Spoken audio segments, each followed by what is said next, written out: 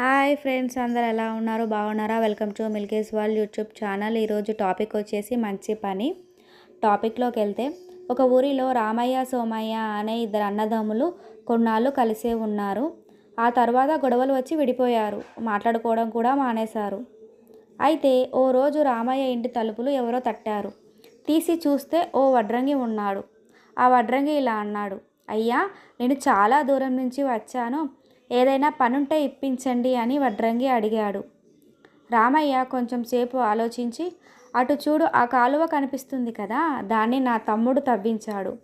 నేను అటువైపు రావడం సోమయ్యకి ఇష్టం లేదు. వాడికే అంత పౌరుషం ఉంటే నాకెంత ఉండాలి? కాబట్టి నువ్వేం చేస్తావో తెలీదు. వాడి ముఖం నేను చూడకూడదు. తెల్లారేసరికి నా ఇంటి చుట్టూ ఏదైనా ఎత్తైన కంచె నిర్మించు అని అన్నాడు రామయ్య.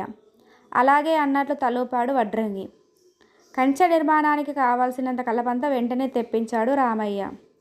అయ్యా, నాకో దీపం ఇప్పించి మీరు నిశ్చింతంగా నిద్రపోండి, తెల్లారేసరికి నా పని పూర్తి చేస్తాను అని అన్నాడు వడ్రంగి. తెల్లారింది. ఇక తమ్ముడి ముఖం చూడక్కర్లేదని ఆనందంగా నిద్రలేచాడు రామయ్య. కళ్ళు తెరిచి చూస్తే ఇంటి చుట్టూ కంచె లేదు. దానికి బదులు కాలువపై ఓ వంతెన నిర్మించాడు వడ్రంగి. వంతెన చూడగానే అన్నదమ్ముల ఆలోచనలు మారాయి. అన్నయ్యకి నాపై కోపం తగ్గొద్దేమో, ఇటువైపు రావాలనుకుంటున్నాడేమో అని అనుకొని రావడానికి వంతెన నిర్మించాడు అని అనుకున్నాడు సోమయ్య. తమ్ముడికి నన్ను చూడాలని ఉన్నట్లుంది అని అనుకున్నాడు రామయ్య. ఇద్దరూ కలుసుకున్నారు. అప్పుడు వడ్రంగి వాళ్ళ దగ్గరికి వచ్చాడు.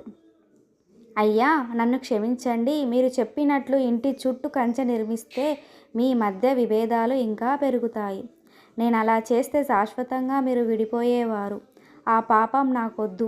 అందుకే వంతెన నిర్మించాను అని అన్నాడు. ఇందులో క్షమించాల్సింది ఏమీ లేదు వడ్రంగి. మనం చేసే పనులు ఎదుటి వారిని బాధ పెట్టేవిగా ఉండకూడదని మాకు తెలియజేశావు. అందుకే మేమే నీకు కృతజ్ఞతలు చెప్పాలి అని వడ్రంగికి బహుమానాలిచ్చి పంపించారు రామయ్య, సోమయ్య. ఈ స్టోరీ మీకు కనుక నచ్చినట్లయితే like, share, subscribe friends. Bye bye.